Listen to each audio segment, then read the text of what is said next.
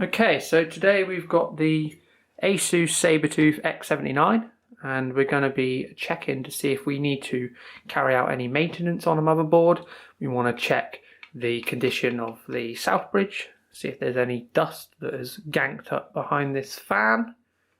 And the same with this VRM heatsink, we're going to pull that off just to see what the condition of the thermal pads are like. So this was pulled out of my old computer before I upgraded.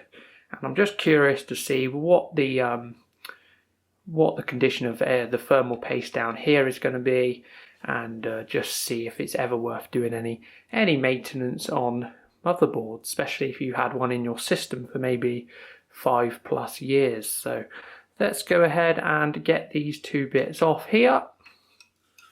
So there's just a few screws on the back here. I'm going to go ahead, pull them off, and again, same with the VRMs.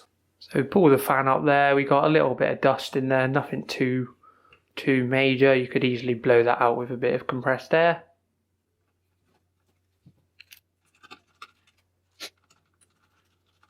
Okay, so we pulled those 4 screws off the back there. Flip this over now. Whoa! Heatsink comes straight off. So here we got our little heatsink for our south bridge. Fan's a little bit gunked up, but nothing too bad. And then we got our plate here with our still not too bad. It's quite dry though, a little bit crusty. I'm going to pull that off, clean that with some alcohol, and replace that with some non-conductive. I got some, I think it's Cryonaut, some Thermal Grizzly Cryonaut. So now if we fill the thermal paste, it's definitely gone solid, so it feels more of a consistency of like a blue tack, like it's got a tacky feel to it. So we're going to go ahead, we'll pull that that thermal paste off with some like alcoholic solution. We'll clean that up nicely, and we'll replace that with some Thermal Grizzly Cryonaut. Yeah, so this thermal paste is very hard. It's sort of got like a very rubberized texture to it after it's been on there for so long. So let's try and get as much of this off as we can.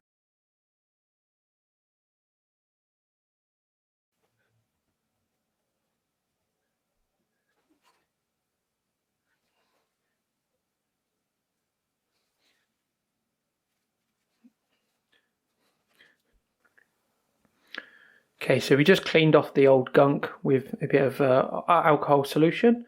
So that's nice and clean now. Be very careful that we don't knock any of these surface mounted components around here. So we're going to do the same now to the heatsink side. So we're going to clean this off.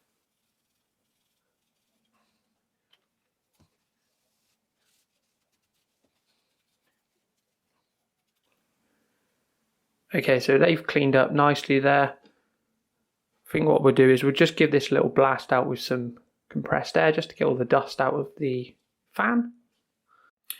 Okay, so it's important to make sure that you're not using a conductive thermal paste. So we're using the Thermal Grizzly Cryonaut, which is fine to use. You can use it on graphics cards as well.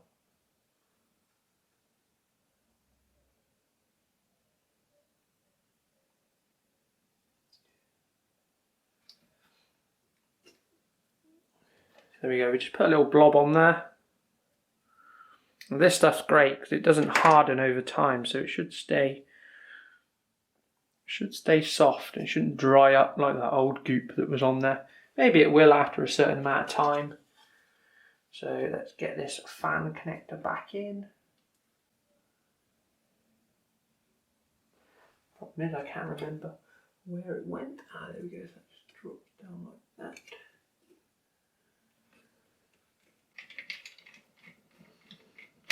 Make sure you don't forget the little plastic washers.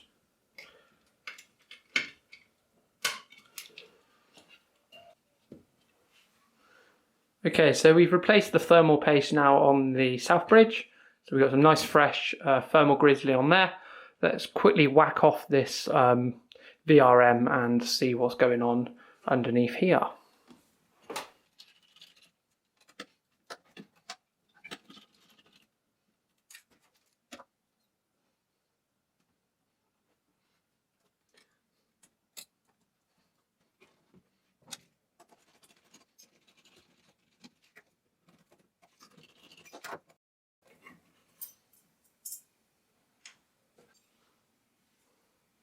So there's not too much dust in the actual fan.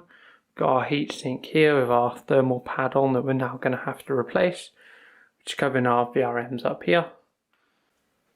Then we also have a back plate on the here, which is also covering some more components on the back. So our thermal pad looks fine. So that's the one off the back. Oh, this one's like jelly. So this one's just crumbling to pieces. I don't know if it's because it's a thinner pad, it might just be where it's 0.5.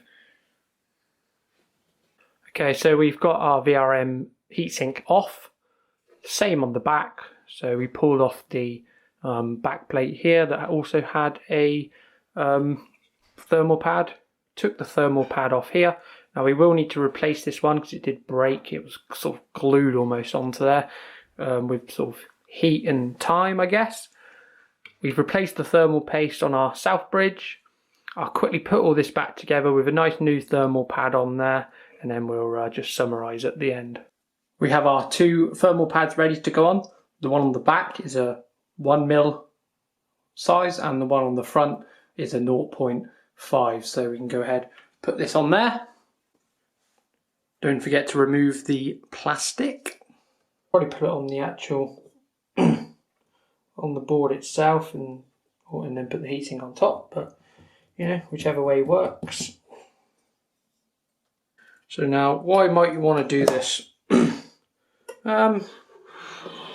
Maybe if you're taking the motherboard out and then you think, you know, you want to use it again in another build, or you know, give it to your younger brother or whatever, might be worth just cleaning it up, redoing the thermal paste, and you know, making sure everything runs as cool as it can be.